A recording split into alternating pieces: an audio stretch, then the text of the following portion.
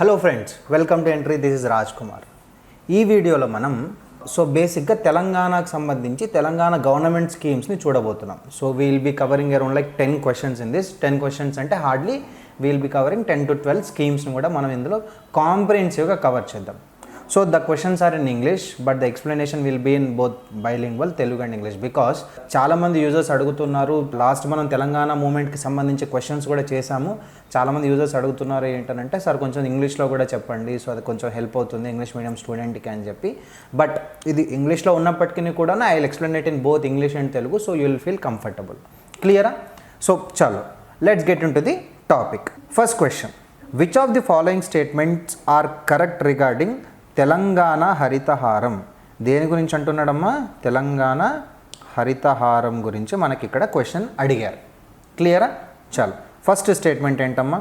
The government of Telangana introduced తెలంగాణకు Haritha Haram that aims to increase the tree cover in the state from 24% to 28% in the of the total geographical area. Telangana యొక్క total geographical area like భౌగోళిక విస్తీర్ణంలో వృక్ష సంబంధిత విస్తీర్ణాన్ని ఏంటనంటే అటవీ విస్తీర్ణాన్ని 24 నుంచి 28కి పెంచడము అనేది తెలంగాణకు హరితహారం యొక్క ముఖ్య ఉద్దేశం అని చెప్పి ఫస్ట్ స్టేట్మెంట్ చెప్తుంది. సెకండ్ స్టేట్మెంట్ ఏంటనంటే ద సిక్స్త్ ఫేజ్ ఆఫ్ తెలంగాణకు Harithaharam started in June 2020 from Medak district. ఈ రెండిట్లో ఏది కరెక్ట్ ఏది రాంగ్ అనేది మనం ఇక్కడ చెప్పాలి. బేసిక్గా హరితహారం యొక్క మేజర్ థీమ్ ఏంటంటే వృక్ష సంపదని 24% నుండి 33%కి పెంచాలి. నాట్ 28%కి కాదు, 33%కి పెంచాలి అనేదే తెలంగాణ హరితహారం యొక్క ముఖ్య ఉద్దేశం. నెక్స్ట్ది second statement, the sixth phase జరిగిందా? 7th ఫేజ్ కూడా జరిగిందమ్మా. 2021లో 7వ ఫేజ్ కూడా జరిగింది. 6th ఫేజ్ ఆఫ్ తెలంగాణకు Harithaharam started in June 2020 from Medak district. Yes, from Medak district. ఈ 6th ఫేజ్, ఫస్ట్ ఫేజ్ అలాగే 6th ఫేజ్ ఈ రెండు కూడా సీఎం కేసీఆర్ గారే ప్రారంభించారు. The answer will be, what is the answer అమ్మా? The answer will be 2. Only 2 మాత్రమే కరెక్ట్. క్లియరా? ఇప్పుడు మనం తెలంగాణ హరితహారం అంటే ఏంటి ఓవరాల్గా చూద్దాం. ఆల్రెడీ మనం చెప్పుకున్నట్టుగా తెలంగాణ హరితహారం అనేది టోటల్ జియోగ్రాఫికల్ ఏరియాలో వృక్ష సంపదని 24 నుంచి 33%కి పెంచడం అనేది ముఖ్య ఉద్దేశం. దీంట్లో ఇప్పటివరకు 7 ఫేజెస్లో దీన్ని తీసుకురావడం జరిగింది. ఆ 7 ఫేజెస్ని చూద్దాం. మొదటి విడతలో ఫస్ట్ విడత అనేది 2015 7వ నెల 3వ తారీఖున స్టార్ట్ చేశారు. ఎక్కడమ్మా? చిలుకూరు బాలాజీ టెంపుల్. ఇది ఎక్కడమ్మా? రంగారెడ్డి జిల్లాలోని చిలుకూరు బాలాజీ టెంపుల్లో సంపంగి మొక్కను నాటి సీఎం కేసీఆర్ స్టార్ట్ చేశారు. ఈ సంపంగి మొక్కనే మనం ఇంగ్లీష్లో ఏమంటామమ్మా? గోల్డెన్ ఫ్లవర్ అంటాం. Golden flower. మొదటి విడత 2015లో స్టార్ట్ అయింది. ఎప్పుడమ్మా? 3వ తారీఖు 7వ నెల చిలుకూరు బాలాజీ టెంపుల్ చాలా ఫేమస్ అమ్మ, హైదరాబాద్లో ఉన్న వాళ్ళకి తెలుస్తుంది. రంగారెడ్డి జిల్లాలోని చిలుకూరు బాలాజీ టెంపుల్లో సంపంగి మొక్కను అంటే గోల్డెన్ ఫ్లవర్ని నాటి సీఎం కేసీఆర్ గారు స్టార్ట్ చేశారు. ఇది మొదటి విడత, first phase. Next second phase. ఈ సెకండ్ ఫేజ్ అనేది 2016 7వ నెల 8వ తారీఖు 2016 7వ నెల 8వ తారీఖులో గుండ్రాంపల్లి గ్రామంలో, ఇది ఎక్కడుందమ్మా? యాదాద్రి భువనగిరి జిల్లాలో ఉంది. గుండ్రాంపల్లిలో వేప మొక్కను నాటి స్టార్ట్ చేయడం జరిగింది. మూడవ విడత ఎక్కడంటే 2017వ సంవత్సరం 7వ నెల 12వ తారీఖున లోయర్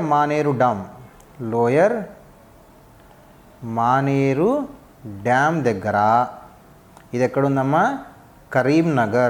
కరీంనగర్లో మహాగని మొక్కను నాటి స్టార్ట్ చేయడం జరిగింది. ఇదేది ఏ విడత? 3వ విడత. నెక్స్ట్ 4వ విడత 2018 ఆగస్ట్ 1వ తారీఖు. 2018 ఆగస్ట్ 1వ తారీఖున గజ్వేల్లో, ఎక్కడమ్మా? గజ్వేల్లో. గజ్వేల్ ఎక్కడుందమ్మా? సిద్దిపేట జిల్లా. సిద్దిపేట జిల్లాలోని గజ్వేల్లో కదంబం మొక్క నాటి స్టార్ట్ చేశారు. 5వ విడత 2019 ఆగస్ట్ 1వ తారీఖు సేమ్ గజ్వేల్, మళ్ళీ సేమ్ సిద్దిపేట ఒక మొక్కని నాటడం స్టార్ట్ చేశారు. సో మొక్క అనేది మనకి ప్రాపర్గా తెలియలేదు. నెక్స్ట్ 6వ విడత 2020 6వ నెల 25వ తారీఖున నర్సాపూర్ ఎక్కడుందమ్మా? మెదక్ జిల్లా నర్సాపూర్లో అల్లనేరేడు మొక్క 6th ఫేజ్ ఏంటమ్మా? అల్లనేరేడు మొక్కను నాటి సీఎం కేసీఆర్ గారే స్టార్ట్ చేశారు. సీఎం కేసీఆర్ గారే స్టార్ట్ చేయడం జరిగింది. ఈ అల్లనేరేడు మొక్కనే మనం ఏమంటామమ్మా? బ్లాక్ ప్లమ్ అంటాం. ఏమంటాం? Black plum. 7th phase on 2021 7వ నెల 1వ తారీఖు పెద్ద అంబర్పేటలో, హైదరాబాద్లోని పెద్ద అంబర్పేటలో హైదరాబాద్లో 7వ విడతని స్టార్ట్ చేయడం అనేది జరిగింది. సో ఇవన్నీ కూడా 7 ఫేజెస్. ఈ 7లో ఫస్ట్ది అలాగే తర్వాత ఏంటమ్మా? ఫస్ట్ది అలాగే 6th. ఫస్ట్ది 6th సీఎం కేసీఆర్ గారు స్టార్ట్ చేశారు. ఏ రోజు? 7th 8th 6th 7th, hardly ఆ 3 నెలల్లోనే ఉంది. ఏ ఏరియాలో, ఏ జిల్లాలోని ఏ ఊర్లో స్టార్ట్ చేయడం జరిగింది, కుదిరితే ఏ మొక్కలు నాటారు అనేది కూడా మనం గుర్తుపెట్టుకోవాల్సి ఉంటుంది. సో ఇది తెలంగాణకు హరితహారం యొక్క 7 ఫేజెస్, 7 విడతల వారీగా స్టార్ట్ చేసిన పద్ధతి అన్నమాట. నెక్స్ట్ ఏంటనంటే ఓవరాల్గా మనం చెప్పుకున్నాం. సో మనకి తెలంగాణలో మనం ఏం స్టార్ట్ చేసినా కూడా స్లోగన్స్, నినాదాలు అనేవి చాలా ఫేమస్ అవుతాయి. అది 1969 తెలంగాణ ఉద్యమం కానివ్వండి, లేకపోతే తెలంగాణ ఉద్యమం 2014 వరకు మనకి ఏదైతే రాష్ట్రం సాధించే వరకు ఏదైతే ఉద్యమం చేశామో, లేకపోతే ఏ ఒక్కటి చేయాలనుకున్నా కూడా, మాస్ మూమెంట్ చేయాలనుకున్నా కూడా అది పాటల ద్వారానే, దాని తర్వాత నినాదాల ద్వారానే ఎక్కువ ఫేమస్ అవుతుంది. అలాగే ఈ తెలంగాణకు హరితహారం, ఈ హరితహారానికి కూడా కొన్ని నినాదాలు ఉన్నాయి. ఆ నినాదాలు ఏంటనేది మనం ఇప్పుడు చూద్దాం. నినాదాలు ఏంటంటే తెలంగాణ పచ్చల పేరు హరితహారం జోరు,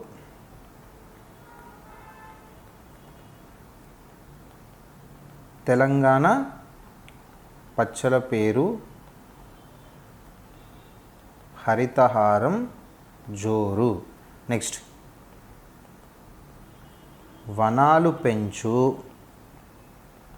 వానలు వచ్చు, వనాలు పెంచు వానలు అంచు, చెట్లను పెంచు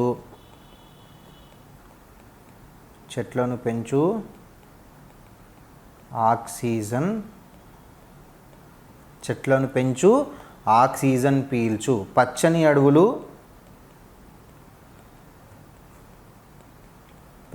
అడవులు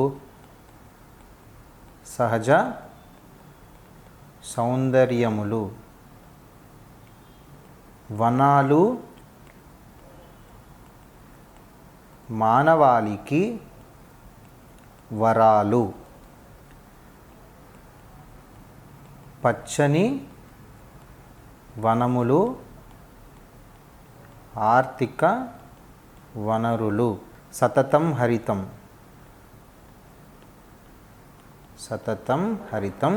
నెక్స్ట్ కోతులు వాపస్ పోవాలి, ఎందుకంటే అడవి లేకపోవడం వల్ల కోతులన్నీ ఊర్లోకి వచ్చేస్తున్నాయి, అడవి లేకపోవడం వల్ల వానలు కూడా వస్తలేవు.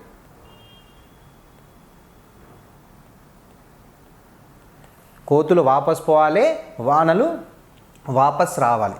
ఇవి కూడా మేజర్గా మనం హరితహారం అనే ఈ ప్రోగ్రామ్కి సంబంధించిన నినాదాలు అన్నమాట.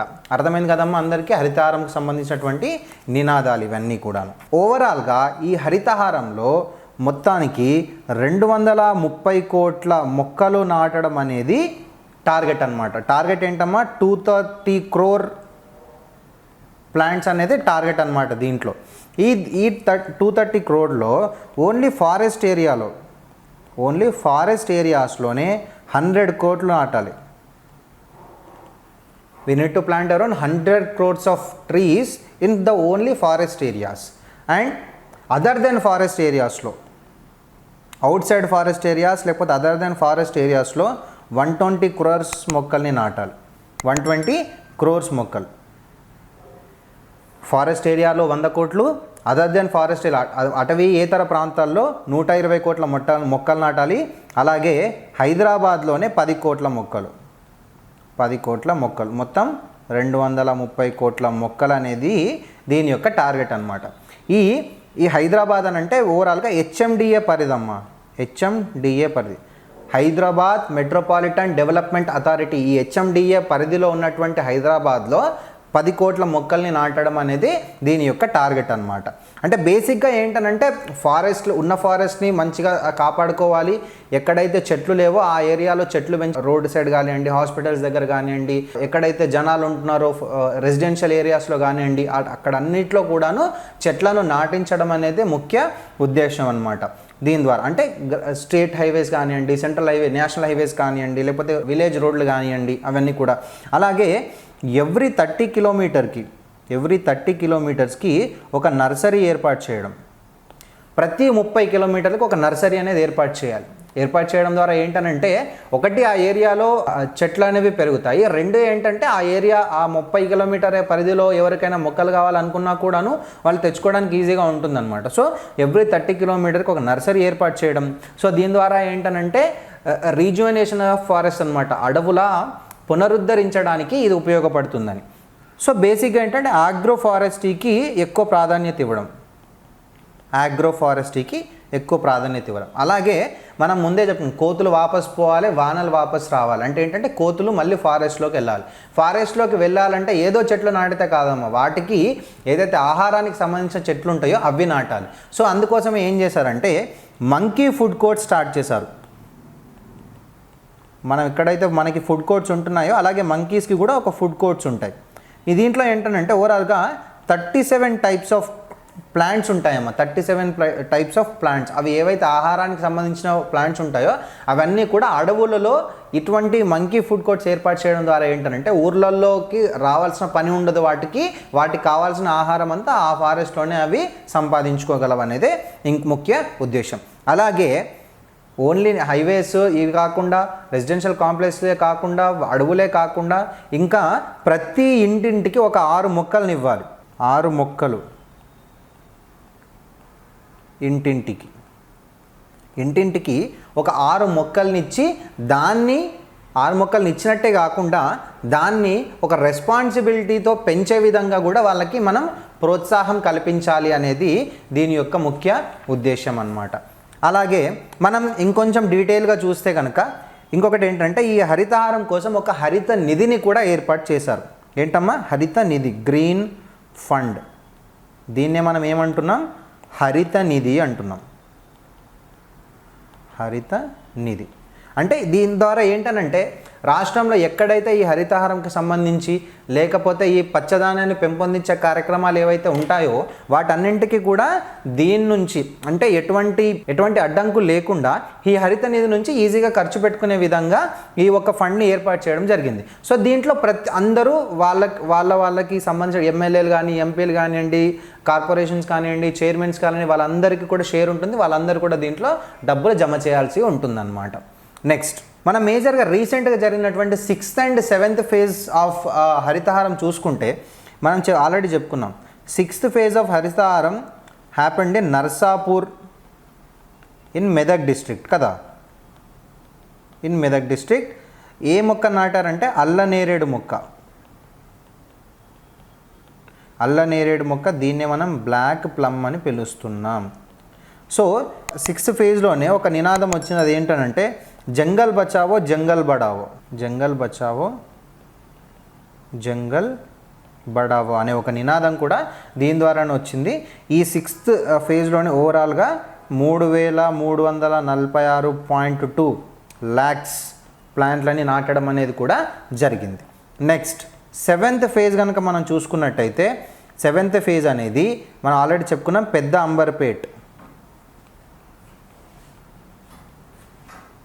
అంబర్పేట్ హైదరాబాద్లో ఇక్కడ ఎవరంటే కేటీఆర్ గారు, అలాగే ఎన్విరాన్మెంటల్ మినిస్టర్ ఎవరమ్మా, ఇంద్రకరణ్ రెడ్డి గారు. ఇంద్రకరణ్ రెడ్డి, కేటీఆర్ గారు అలాగే ఇంద్రకరణ్ రెడ్డి గారు, వీళ్ళిద్దరూ కూడా ఎక్కడ పెద్ద అంబర్పేటలోని అర్బన్ ఫారెస్ట్లో మొక్కని నాటి ఈ 7th ఫేజ్ని స్టార్ట్ చేయడం జరిగింది.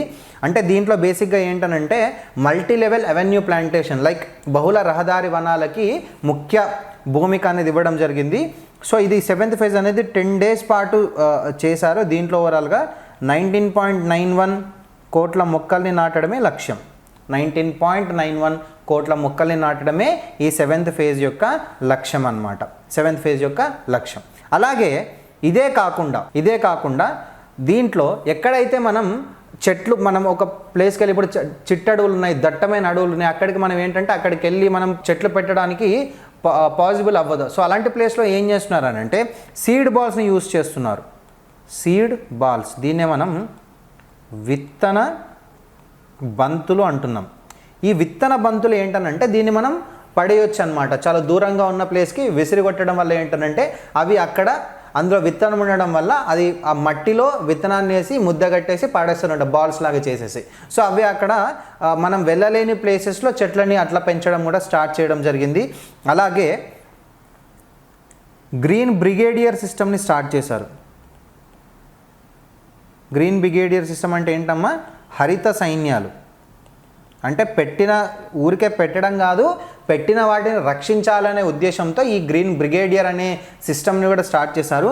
దీంట్లో ఒక్కొక్క గ్రీన్ బ్రిగేడియర్స్లో 51 మెంబర్స్ ఉంటారు, 51 మంది ఉంటారు.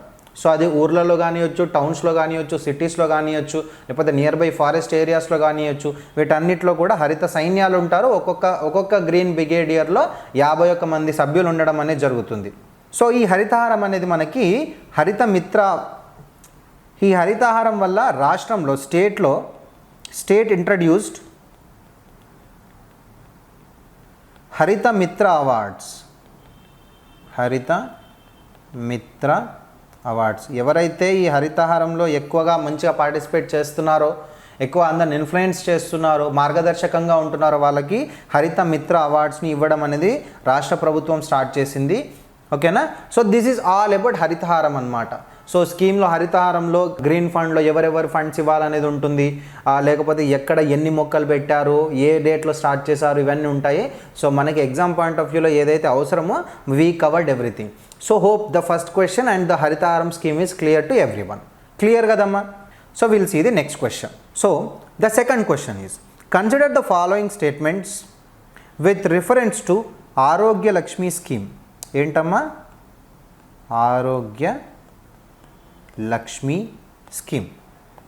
ఈ ఆరోగ్య లక్ష్మి స్కీమ్ ఏంటంటే the main aim of the scheme is to provide all the necessary items for pregnant women and the new born baby. పుట్టిన పిల్లలకి, అలాగే ప్రసవానికి ప్రెగ్నెంట్ ఉమెన్ ఎవరైతే ఉంటారో, గర్భిణీ స్త్రీలు, వాళ్ళకి కావాల్సిన అన్ని ఐటమ్స్ కూడా ఈ ఆరోగ్య లక్ష్మి స్కీమ్ ఇస్తుంది అని చెప్పి ఫస్ట్ స్టేట్మెంట్ చెప్తుంది. Second, the funding for the scheme as per the government of India norms is 50-50 split between the central and state government. ₹1 పెడుతున్నారు ఈ స్కీమ్ కింద అంటే 50 పైసలు సెంట్రల్ గవర్నమెంట్, 50 పైసలు స్టేట్ గవర్నమెంట్ అనేది ఇస్తున్నారు అని చెప్పి సెకండ్ స్టేట్మెంట్ చెప్తుంది. And the third statement is in the interest of women's health and welfare. మహిళల ఆరోగ్యము, వాళ్ళ యొక్క సాధికారిత కోసం government of Telangana has enhanced the rates by providing an additional allocation of ₹14 per beneficiary per day to the existing government of India cost norms. 50 పైసలు ఉన్నప్పటికీ కూడాను, 50% ఉన్నప్పటికీ కూడాను, ఇంకొంచెం మన మహిళల హెల్త్, ఆరోగ్యరీత్యా, అలాగే వాళ్ళ సాధికారత కోసం ఒక రోజుకి ప్రతి ఎవరైతే బెనిఫిషియరీ ఉంటారో వాళ్ళకి ₹14 ఎక్కువ స్టేట్ గవర్నమెంట్ ప్రొవైడ్ చేస్తుంది అని చెప్పి ఇక్కడ మనకి 3 స్టేట్మెంట్లు ఇచ్చారు. సో దీంట్లో ద ఫస్ట్ స్టేట్మెంట్ అనేది రాంగ్ అనమాట. ఎందుకంటే కేసీఆర్ కిట్ యొక్క ముఖ్య ఉద్దేశం ఏంటనంటే గర్భిణీ స్త్రీలకి, పుట్టబోయే పిల్లలకి, పుట్టిన వాడికి, వాళ్ళందరికీ కూడాను కావాల్సినటువంటి ఒక 15 రకాల ఐటమ్స్ని ఒక కిట్ లాగా చేసి ఇవ్వడం అనేది కేసీఆర్ కిట్ యొక్క ముఖ్య ఉద్దేశం. సో ఈ ఫస్ట్ స్టేట్మెంట్ దేన్ని మనకి చూపిస్తుంది అని అంటే, ఈ ఫస్ట్ స్టేట్మెంట్ అనేది కేసీఆర్ కిట్కి ఎగ్జాంపుల్, కేసీఆర్ కిట్ యొక్క feature. And the second and third or correct. Second and third. So 2 and 3 is correct. Clear కదమ్మా? సో ఇప్పుడు మనం ఆరోగ్యలక్ష్మి స్కీమ్ ఏంటి, ఈ 2, 3 ఎట్లా కరెక్ట్ అనేది చూద్దాం. ఈ ఆరోగ్యలక్ష్మి స్కీమ్ అనేది 1st January 2015న స్టార్ట్ చేశారు. ఎక్కడ స్టార్ట్ చేశారంటే ఓవరాల్గా ఏంటంటే అంగన్వాడీ సెంటర్స్ ద్వారాని ఈ ఆరోగ్యలక్ష్మి స్కీము, లేకపోతే మహిళలకు సంబంధించినటువంటి ప్రతి హెల్త్ రిలేటెడ్ స్కీమ్ అంతా కూడాను అంగన్వాడీ సెంటర్స్ ద్వారానే స్టార్ట్ అవుతుంది. రాష్ట్రంలోని ఓవరాల్గా 37,500 అంగన్వాడీ సెంటర్స్లో స్టార్ట్ చేశారు. అంగన్వాడీ సెంటర్స్లో ఈ ఆరోగ్యలక్ష్మి స్కీమ్ అనేది స్టార్ట్ చేయడం జరిగింది. సో దీని యొక్క ముఖ్య ఉద్దేశం ఏంటనంటే గర్భిణీ స్త్రీలు ఎవరైతే ఉంటారో, లేకపోతే బాలింతలు ఎవరైతే ఉంటారో, లేకపోతే పిల్లలు ఎవరైతే చిన్న పసిపిల్లలు ఎవరైతే ఉంటారో వాళ్ళందరికీ కూడా ఒక న్యూట్రిషియస్ ఫుడ్, పోషకాహారాన్ని, అలాగే హెల్తీ మీల్స్, ఆరోగ్యం కోసం పోషకాహార సంబంధించినటువంటి వాళ్ళకి ఫుడ్ ఇవ్వడమే దీని యొక్క ముఖ్య ఉద్దేశం అన్నమాట. ఎందుకు అనంటే వాళ్ళు సక్రమంగా ఐరన్ కనుక వాళ్ళ బాడీలో లేకపోయినట్టయితే, సో వాళ్ళకి ఐరన్ని పెంపొందించే విధంగా, వాళ్ళ శరీరాల్లో ఐరన్ని పెంపొందించే విధంగా ఫోలిక్ యాసిడ్ని వాడే విధంగా వాళ్ళని ప్రోత్సహించడం ద్వారా ఏంటనంటే రక్తహీనత, ఎనీమియా అనేది రాకుండా ఉంటుంది. సో దాని ద్వారా పుట్టబోయే పిల్లలు ఎవరైతే ఉంటారో వాళ్ళు చాలా హెల్తీగా, ఆరోగ్యంగా పుడతారు. దీని ద్వారా ఏంటి, సో మళ్ళీ అందరూ ఇదంతా కూడా అంగన్వాడీ సెంటర్స్ని కేంద్రీకరించుకొని జరుగుతుంది. కాబట్టి ఎవరైతే గర్భిణీలు ఉంటారో వాళ్ళందరూ కూడా కంపల్సరీగా అంగన్వాడీ సెంటర్లో నమోదు చేసుకుంటారు. నమోదు చేసుకున్న వాళ్ళకి మాత్రమే ఈ స్కీమ్ అనేది వర్తిస్తుంది. సో పుట్టబోయే పిల్లలందరూ కూడాను పౌష్టికాహారం అనేది పుష్టిగా ఉండి మంచిగా పుట్టడం అనేది జరుగుతుంది. దీని ద్వారా ఇన్ఫాంట్ మోర్టాలిటీ 2 ఉంటాయమ్మా. Infant mortality rate, maternal mortality rate. Infant mortality rate అని అంటే చిన్నపిల్లలు పుట్టిన వెంటనే చచ్చిపోవడం.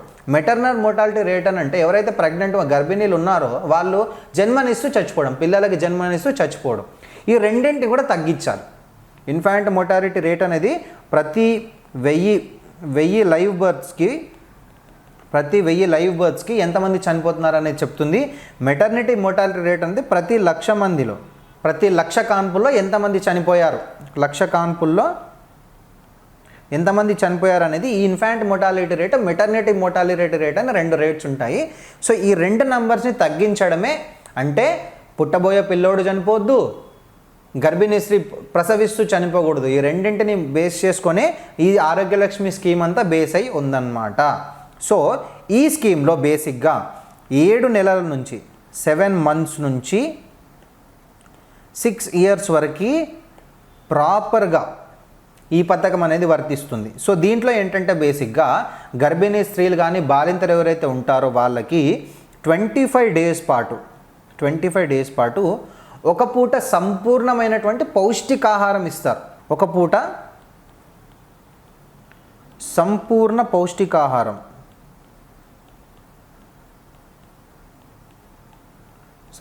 పౌష్టికాహారం, ఇస్తారు. 30 days పాటు 200 milliliters మిల్క్ అనేది ఇవ్వడం జరుగుతుంది. అలాగే ఎవ్రీడే ఒక ఎగ్ కూడా ఇస్తారు వాళ్ళకి. ఎవరికమ్మా ఇది? ప్రెగ్నెంట్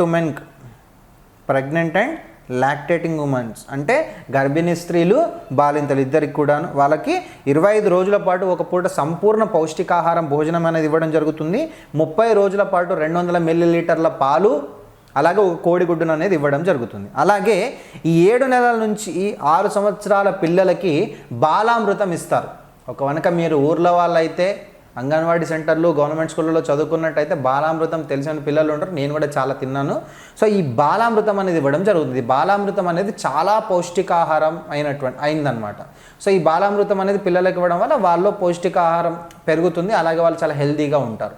ఎవరైతే ఈ బాలామృతం ప్లస్ కూడా ఉంటుంది అంటే ఏంటనంటే ఎవరైతే తీవ్రమైనటువంటి పోషకాహార లోపం ఉన్న వాళ్ళు, లేకపోతే మధ్యస్థాయి పోషకాహార లోపం ఉన్న వాళ్ళకి ఈ బాలామృతం ప్లస్ అనేది ఇవ్వడం అనేది జరుగుతుంది. సో ఆల్రెడీ చెప్పుకున్నాం. సో 7 months to 6 years ఉన్న వారికి బాలామృతం ఇస్తారు. అలాగే ప్రతి నెల 16 eggs ఇవ్వడం జరుగుతుంది. ఎవ్రీ మంత్ 16 eggs అనేది కూడా ఇవ్వడం జరుగుతుంది. సో దీంట్లో 50-50 షేర్ ఉంటుంది సెంట్రల్ గవర్నమెంట్కి, స్టేట్ గవర్నమెంట్కి. అలాగే దీనికి ఒక హెల్ప్ లైన్ నంబర్ ఉంది. ఆ హెల్ప్ లైన్ నంబర్ ఎంత అంటే 155,209. ఇది స్టార్టెడ్ ఇన్ 2018. 2018లో దీన్ని ప్రవేశపెట్టడం అనేది జరిగింది. ఓకేనా? So this is all about Arogyalakshmi scheme. Arogyalakshmi ఏంటనంటే పుట్టబోయే పిల్లలు, గర్భిణీ స్త్రీలు, బాలింతలు వీళ్ళందరూ కూడా చాలా ఆరోగ్యంగా ఉండాలి. ఇదంతా కూడా అంగన్వాడీ సెంటర్ని కేంద్రీకృతం చేసుకొని ఈ సిస్టమ్ అంతా రన్ అవుతుంది. దీని ద్వారా ఇన్ఫాంట్ మోర్టాలిటీ రేట్ని అండ్ మెటర్నిటీ మోర్టాలిటీ రేట్ని రెండింటిని కూడా తగ్గించడమే దీని యొక్క ముఖ్య ఉద్దేశ్యం. క్లియర్ కదమ్మా అందరికీ Arogyalakshmi scheme? Third question, Rythu Bandhu. Third question ఏంటమ్మా? Rythu Bandhu. Rythu Bandhu is like a investment support అనమాట. Investment support to the farmers. So consider the following statements regarding the Rythu Bandhu scheme. Investment support scheme అంటే పెట్టుబడి సహాయ పథకం అని మనం చెప్పొచ్చు. పెట్టుబడి సహాయ పథకం. ఫస్ట్ స్టేట్మెంట్ ఏంటమ్మా? The scheme provides financial support of 5,000 per acre per year to land owning farmers. ఎవరైతే ల్యాండ్ ఉందో, వాళ్ళకి భూమి ఉంటుందో వాళ్ళకి ప్రతి సంవత్సరం ప్రతి ఎకర్కి, ఒక ఎకరం భూమికి ప్రతి సంవత్సరం 5,000 రూపాయలు ఇస్తున్నారు అనేది ఫస్ట్ స్టేట్మెంట్ చెప్తుంది. And the government of Telangana has extended the scheme to all land owning farmers irrespective of farm size. భూమి ఎంత ఉందనేది తీసుకోకుండా ప్రతి ఒక్కరికి ఈ రైతు బంధు స్కీమ్ అప్లై చేసే విధంగా గవర్నమెంట్ ఆఫ్ తెలంగాణ ఫామ్ చేసింది, ఈ స్కీమ్ని ప్రవేశపెట్టిందని చెప్పి సెకండ్ స్టేట్మెంట్ చెప్తుంది. సో మీరు అందరికీ మ్యాక్సిమం పొలాలు ఉండే ఉంటాయి, ఆల్రెడీ ఎంత డబ్బులు వస్తున్నాయో తెలిసే ఉంటుంది. 5,000 కాదమ్మా, ఇది 10,000 రూపాయలు ఇస్తారు. 10,000 రూపీస్ ఇవ్వడం జరుగుతుంది. కాబట్టి first statement wrong. Second statement ఉంది all land, yes. Small, marginal, large farm, ఎవరైతే లార్జ్ ఫార్మర్స్ ఉంటారో వాళ్ళందరికీ కూడాను ఈ స్కీమ్ అప్లై అవుతుంది. So the answer is 2 only. So now మన రైతు బంధు స్కీమ్ ఏంటో చూద్దాం. ఈ Rythu Bandhu scheme investment support scheme ఏంటంటే పంట సమయంలో, పంటకి ముందు పెట్టుబడి చాలా అవసరం ఉంటుంది. ఫర్టిలైజర్స్ తేవాలి, మందులు కొనుక్కొని రావాలి, ఇన్స్ట్రుమెంట్స్, మిషన్స్ తెచ్చుకోవాలి. పంటకి ఈ పెట్టుబడి ఏదైతే ఉంటుందో పంటకి ముందు ఆ పెట్టుబడి సహాయం కోసం, ఇన్వెస్ట్మెంట్కి సహాయం కోసం ఈ స్కీమ్ అనేది స్టార్ట్ చేయడం జరిగింది. ఓవరాల్గా ఈ స్కీమ్ ద్వారా 58 లక్షల మంది రైతులు లబ్ధి పొందుతున్నారని చెప్పొచ్చు. ఈ స్కీమ్ని మే 10వ తారీఖు 2018 స్టార్ట్ చేశారు. ఎక్కడ అంటే కరీంనగర్లోని హుజూరాబాద్ మండల్ చెల్పూర్ దగ్గర ఇందిరానగర్, ఈ ఇందిరానగర్ని మనం శాలపల్లి అని కూడా పిలుస్తాం. ఈ ఇందిరానగర్లో స్టార్ట్ చేయడం అనేది జరిగింది. ఎవరు స్టార్ట్ చేశారమ్మా అంటే సీఎం కేసీఆర్, కె చంద్రశేఖరరావు గారు స్టార్ట్ చేయడం అనేది జరిగింది. అంటే ఇదేంటి, బేసిక్గా పంట సమయంలో పెట్టుబడికి హెల్ప్ చేయడానికి ఇది ఉపయోగపడుతుంది అని చెప్పి చెప్తున్నారు.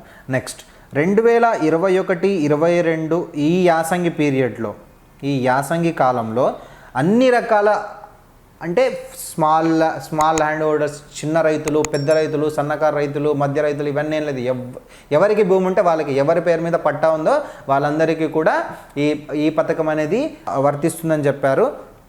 సో ఓవరాల్గా ఈ 2021-22 యాసంగి కాలంలో 63 లక్షల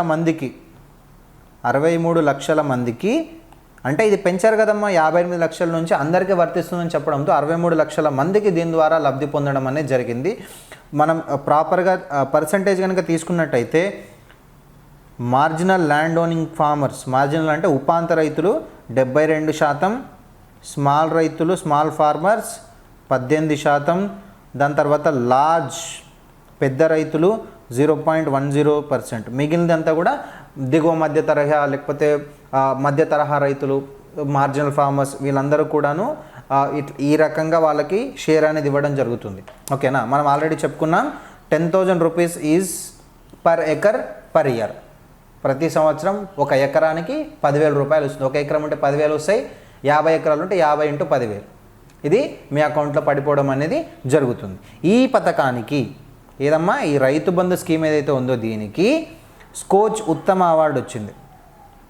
స్కోచ్ ఉత్తమ అవార్డు అనేది వచ్చింది. దేనికి?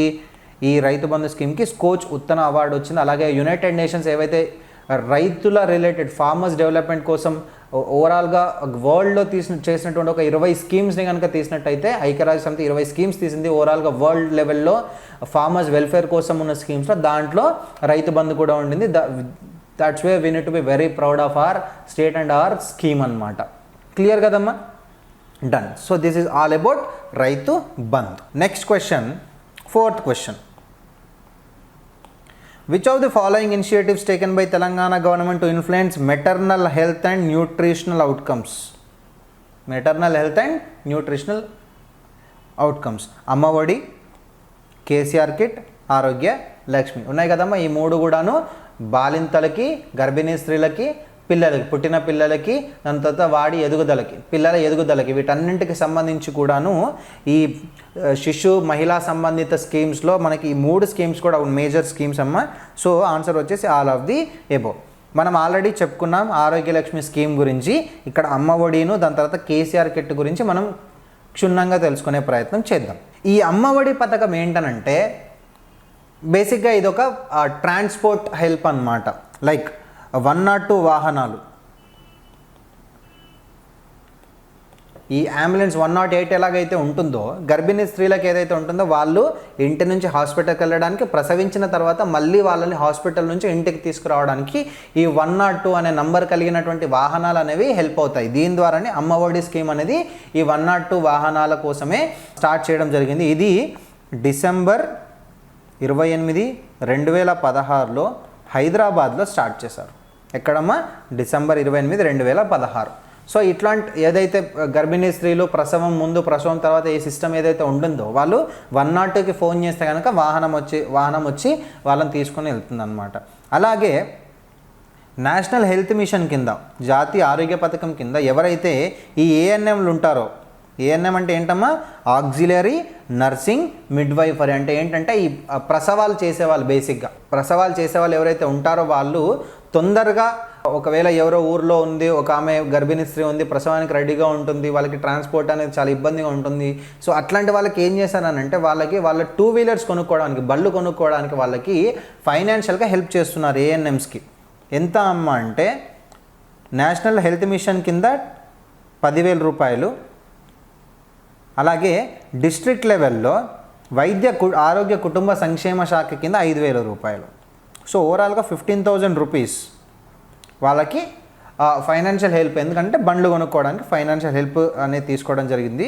సో ఓవరాల్గా మనకి బేసిక్గా ఈ సిస్టమ్ అంతా చేస్తారు, ఆశా వర్కర్లు చేస్తారు. మన అందరికీ తెలిసిందే ఆశా వర్కర్ అంటే అక్రెడిటెడ్ సోషల్ హెల్త్ యాక్టివిస్ట్ అనమాట. ఆశా వర్కర్లు అంటే మన దగ్గర ఆశా వర్కర్కి ఎంతమంది ఉన్నారమ్మా? 27,730 మంది ఆశా వర్కర్లు ఉన్నారు. ఓకేనా? 27,730. అలాగే 2017లో మదర్ మిల్క్ బ్యాంక్, తల్లిపాల బ్యాంక్ని కూడా స్టార్ట్ చేయడం జరిగింది. ఎక్కడ? హైదరాబాద్లోని నీలోఫర్ హాస్పిటల్లో. తొలి తల్లిపాల బ్యాంక్ అనేది హైదరాబాద్లోని నీలోఫర్ హాస్పిటల్లో మిల్క్ బ్యాంక్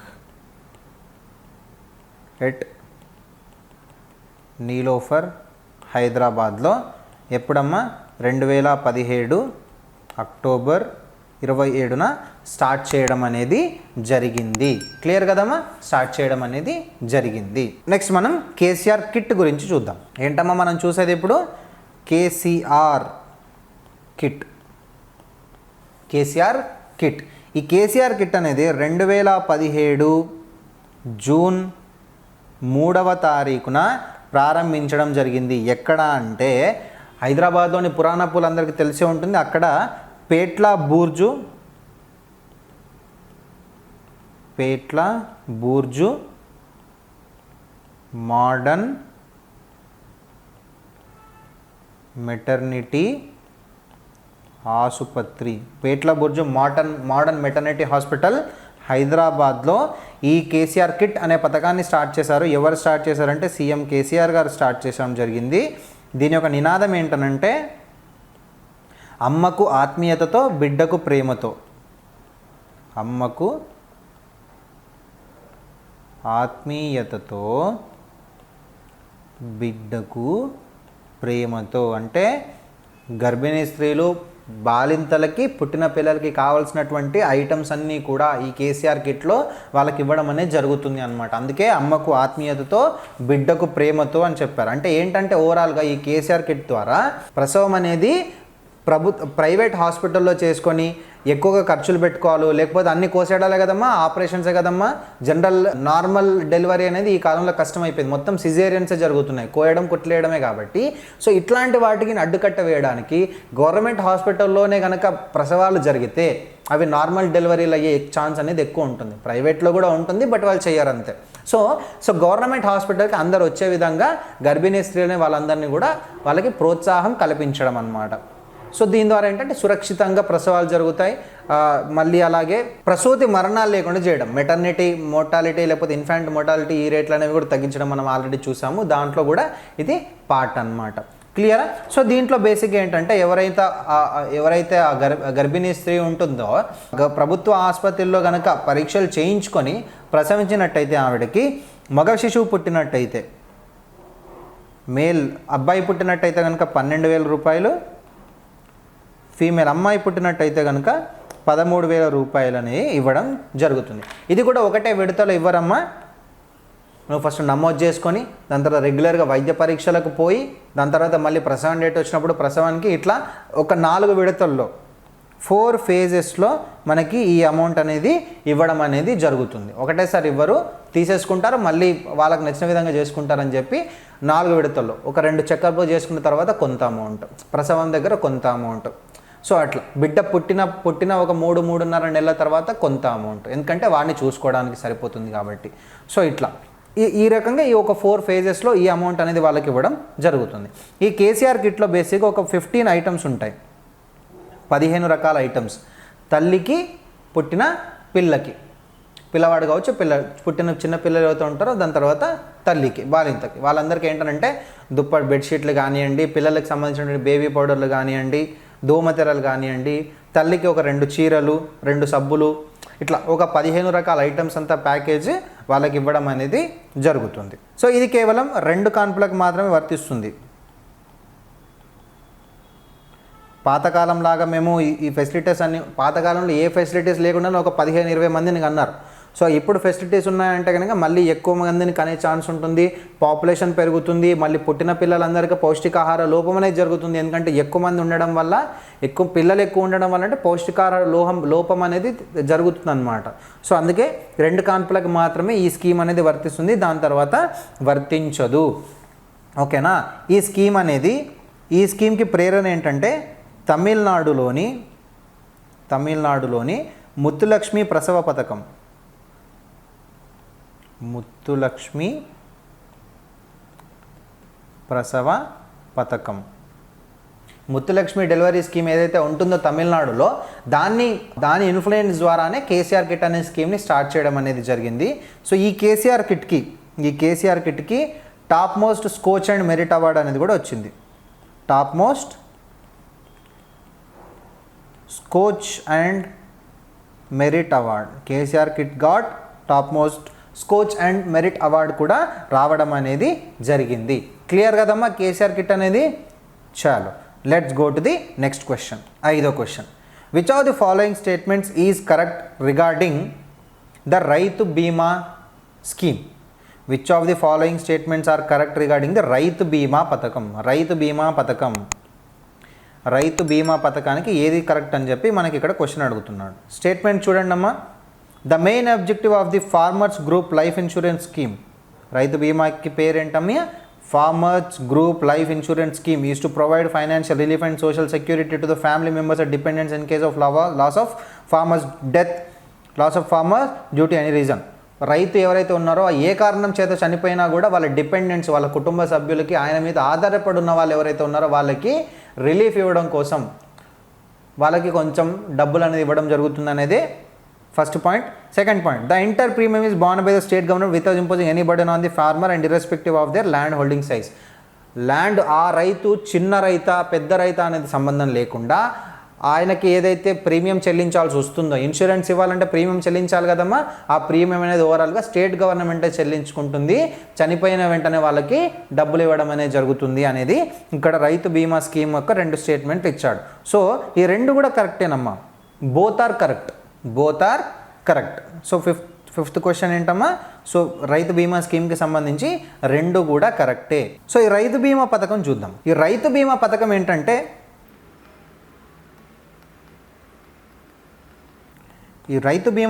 ఏంటంటే, ఇది ఆగస్ట్ 15, 2018 స్టార్ట్ చేయడం జరిగింది. ప్రాణాలు కోల్పోయిన వారికి డబ్బులు ఇస్తారు. ఎవరి ఇన్సూరెన్స్ కంపెనీ ఏది అని అంటే ఎల్ఐసి అనమాట. స్టేట్ గవర్నమెంట్ ఎల్ఐసితో పార్ట్నర్షిప్లో ఉండింది. సో స్టేట్ గవర్నమెంట్ ఎల్ఐసికి ప్రీమియం చెల్లిస్తుంది. చనిపోయిన వెంటనే ఎల్ఐసి వచ్చేసి డబ్బులు ఇవ్వడం అనేది జరుగుతుంది. సో రైతులు బేసిక్గా 18 ఇయర్స్ నుంచి 59 ఇయర్స్ ఎవరికి వర్తిస్తుందమ్మా, who is eligible for this Rythu Bima scheme అంటే who are between 18 years to 59 years అనమాట. సో దీన్నే మనం ఆల్రెడీ క్వశ్చన్లోనే మనకు చెప్పున్నాడు, ఇట్స్ సామూహిక జీవిత బీమా పథకం అనమాట. ఇది రైతు సామూహిక ఉచిత జీవ పథకం, farmers group life insurance scheme అనేది అందరికీ అర్హులే. చిన్న సన్నకారు పెద్ద రైతులు అందరూ కూడా దీనికి అర్హులే. చనిపోయిన 10 రోజుల్లో, చనిపోయిన 10 డేస్లో 5 lakhs చెక్ అనేది ఇవ్వడం అనేది జరుగుతుంది. చనిపోయిన 10 రోజుల్లోనే ఒక ఆర్టీజీఎస్ ఉంటుంది కదా, real time gross settlement at a time set చేసేయడం అనమాట. 5 లక్షల చెక్ అనేది ఇచ్చేస్తారు. ఎట్లా డైరెక్ట్ బెనిఫిట్ ట్రాన్స్ఫర్ ద్వారా ఐదర్ అకౌంట్లో వేయచ్చు, లేకపోతే చెక్ ఇవ్వడం అనేది కూడా జరుగుతుంది. మనం ఎటువంటి ఆఫీస్లకి పోవాల్సిన పని లేదు. కాకపోతే చనిపోయిన డెత్ సర్టిఫికేట్ ఒకటి మన ఊర్లో మనం ప్రొడ్యూస్ చేస్తే సరిపోతుంది. ఈ పథకానికి, ఈ రైతు బీమా పథకం ఏదైతే ఉందో దీనికి టెక్నికల్ సపోర్ట్ ఇచ్చింది ఎవరనంటే national informatics centre. National informatics centre అనేది దీనికి టెక్నికల్ సహాయాన్ని ఇవ్వడం అనేది జరిగింది. ఇది రైతు బీమా పథకం. క్లియర్ కదమ్మా అందరికీ? చాలు. సో ఇది ఫస్ట్ 5 స్కీమ్స్ అనమాట. సో నెక్స్ట్ వీడియోలో మనం ఇంకొక 5 స్కీమ్స్ని డీల్ చేసుకుందాం. Thank you very much.